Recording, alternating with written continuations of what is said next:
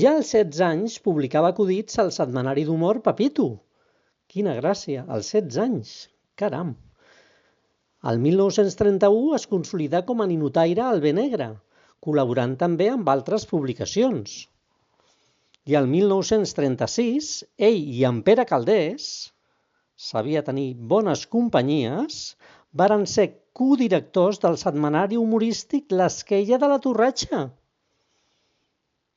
Va ser tinent coronel a l'Exèrcit Popular de la República a la Guerra Civil Espanyola, que no eren bons temps per fer acudits. Acabada la guerra es va exiliar a Mèxic, a México Lindo, on visqué 25 anys. Tanmateix, seguia fent acudits en català. Humor no li faltava. I també es dedicà a escriure uns quants llibres. El 1965 torna a Catalunya i va ser president de l'Associació d'Escriptors en Llengua Catalana. Durant aquests anys, a Catalunya, seguí col·laborant en diverses publicacions i va rebre, tot s'ha de dir, el reconeixement institucional que mereixia.